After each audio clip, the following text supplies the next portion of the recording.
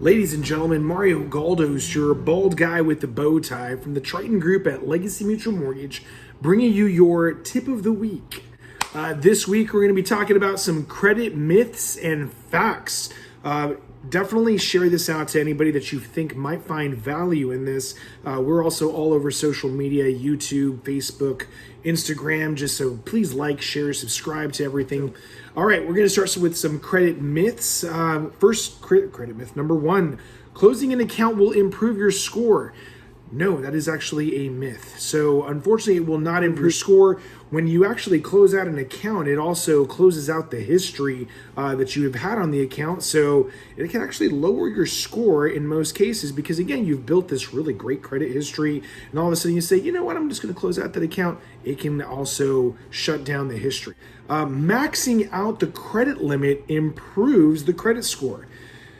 Definitely not. Well, this definitely has to do with utilization. So essentially what you're saying is you're telling the credit, the revolving credit, hey, I'm charging you up, I'm maxing you out. I don't know how to manage my finances. Therefore, it actually drops your score because that utilization is so high, meaning how much the limit is versus how much you've actually charged up is too much. It's saying, hey, listen, I'm stressed out. So it actually does lower your score. Next one, credit myth number 3 is freezing credit improves the credit score. So no, unfortunately, it does not improve it. It actually doesn't affect it at all. It actually restricts us as lenders whenever we're trying to pull your credit from us being able to see what the score actually is. So definitely, I don't disagree with freezing your credit, especially if you've had some sort of fraud happen in the past. All I'm saying though is that it's not going to move the credit needle whatsoever. Credit myth number 4: paying off a derogatory debt, lien, or judgment removes it from the report. So unfortunately not. Even if you pay off the debt, it will show it's paid for 7 to 10 years.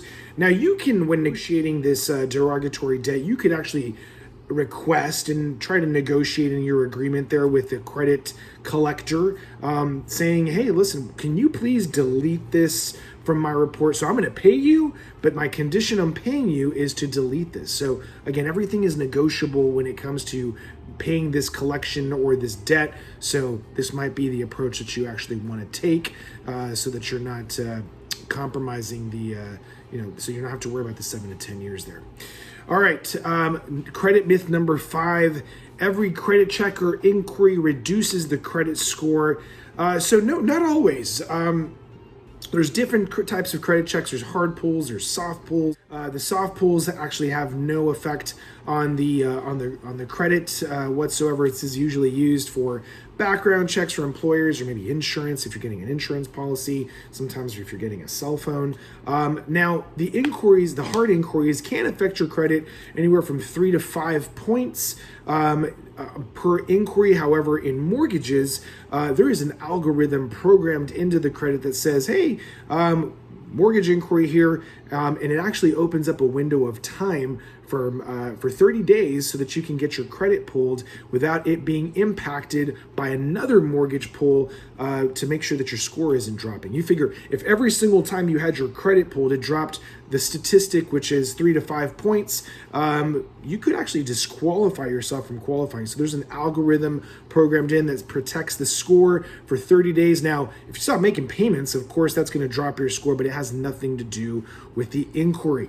All right, so moving on from the myths to the facts, we are getting into the facts. Number 1, paying off accounts will improve the credit score. Yes, paying off or down accounts can improve the credit score because the utilization goes down. Therefore, the credit score will usually increase. Now, I typically encourage folks, if you're paying down credit, don't pay it to 0 necessarily. Sometimes that can actually drop the score because now you're saying, hey, I'm totally done with this account. Maybe keep a couple dollars on there. If you're on that system where you're like buying gas and groceries and then paying it off and then doing it again, that's fine. I'm just saying, don't, if your strategy is, hey, I'm going to charge it and then pay it completely off and then let it sit still, it's really not going to have that much of an impact there. Fact number 2, checking the credit report regularly will not hurt the credit score. So utilizing a soft pull score, again, it will not impact the score. If you're doing hard inquiries over and over again, yes, over time that's going to affect your credit, definitely, because the statistic of the 3 to 5 points, as mentioned a little bit earlier. Credit fact number 3, 3 major credit bureaus have different information. So yes, we have 3 major credit bureaus, right? Equifax, Experian, and TransUnion are the repositories and basically update their credit histories based on the information received. Now, they might receive it at different times. Different credit vendors might report different information at different times, depending on when they're actually sending that information or capturing the information in that snapshot of time. So that's typically why you see some different scores at times. And then sometimes you see the same score. So, and then last but not least, credit myth number 4. There are 5 core factors that impact a credit score. Okay, so here's what they are. 35% is the payment history. 30% is the credit utilization. 15% is the length of credit history. 10% is diversification, mix of credit, and 10% is the inquiries and new credit. All right, 35% being payment history. Obviously pay your bills on time. So that way the history always shows positive. Utilization, we've talked about that a couple times here. This is where, of course, that based on the limit and the balance, that is the utilization of the credit. So keeping it down below 19% is the number that you want to be at, because this makes up 30% of what makes up your credit score. Length of credit, which is 15%. Again, the longer you have that credit in good standing with low utilization, the better it's going to be. Better is going to make your credit.